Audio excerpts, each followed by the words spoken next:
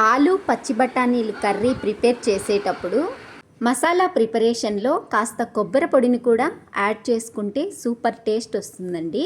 ఇక్కడ నేను ఆలు పచ్చి బఠానీ కర్రీకి తయారు చేస్తున్నానండి. హాయ్ అండి, హలో నమస్తే, గౌరీ కిచెన్ అండ్ వ్లాగ్స్. ఇక్కడ మసాలా పేస్ట్కి తయారు చేసుకున్నాను. కొబ్బరి పొడి, ధనియా పౌడరు, కారం పొడి, వెల్లుల్లి అవన్నీ రెడీ ఇక్కడ ఆనియన్స్, టమాటోసు, పచ్చిమిర్చి, అల్లం వెల్లుల్లి పేస్ట్ రెడీ చేసుకున్నాను. ఆలు ఉడకబెట్టి పక్కన పెట్టుకున్నానండి. బఠానీలు కూడా కుక్ చేసుకొని పక్కన పెట్టుకున్నాను. చూడండి, ఇలా కుక్ అయితే సరిపోతుంది. తర్వాత కడాయి పెట్టి 2 స్పూన్స్ ఆయిల్ వేసి మనము ముందుగా కట్ చేసి పెట్టుకొని రెడీ చేసుకున్నటువంటి ఆనియన్స్ వేసి కాసేపు ఫ్రై చేసుకోవాలి. మరి బ్రౌన్గా రావాల్సిన అవసరం ఏం లేదండి. కాస్త పచ్చివాసన పోయేంత వరకు కుక్ అయితే సరిపోతుంది.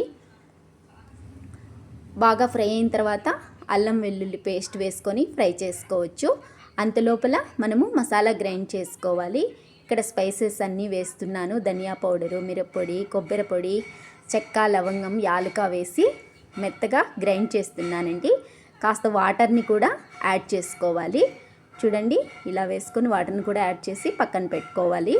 ఇప్పుడు అల్లం వెల్లుల్లి పేస్ట్ వేసి పచ్చివాసన పోయేంత వరకు బాగా ఫ్రై చేస్తున్నాను. ఫ్రై అయిన తర్వాత టమాటోస్ని కూడా యాడ్ చేసుకోవాలి. టమాటోస్ కాసేపు లో ఫ్లేమ్లో పెట్టి మూత పెట్టి మగ్గిస్తే మెత్తగా అయిపోతాయండి. లేదంటే అలాగే బ్లాక్గా ఉంటాయి. ఫ్రై అయిన తర్వాత కాస్త పసుపు వేసి ఫ్రై చేసుకోవాలి. కాస్త సరిపోతుందండి.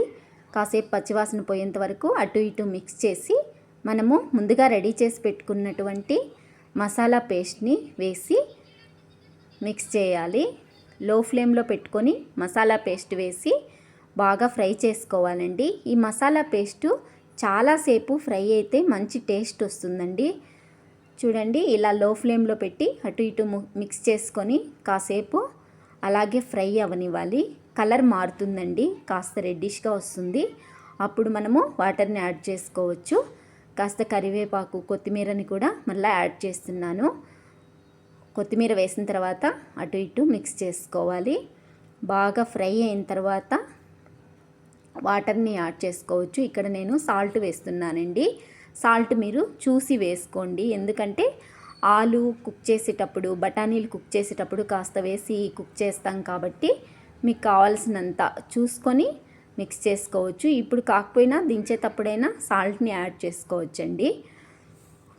చూడండి, ఇలా వాటర్ని మిక్స్ చేస్తున్నాను. మసాలా అంతా బాగా ఫ్రై అయిన తర్వాత వాటర్ని యాడ్ చేసి 2 పొంగులు వచ్చేంత వరకు కుక్ చేయాలండి మసాలాని. తర్వాత మనము కుక్ చేసి పెట్టుకున్నటువంటి ఆలు బఠానీల్ని యాడ్ చేసుకోవచ్చు.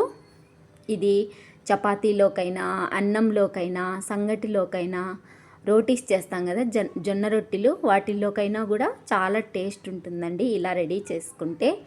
ఒకసారి ట్రై చేసి చూడండి. మనము కుక్ చేసి పెట్టుకున్నటువంటి ఆలూస్ని యాడ్ చేశాను. తర్వాత బఠానీల్ని యాడ్ చేసుకున్నాను. ఇక మనము హై ఫ్లేమ్లోనే పెట్టి కుక్ చేసుకోవచ్చండి.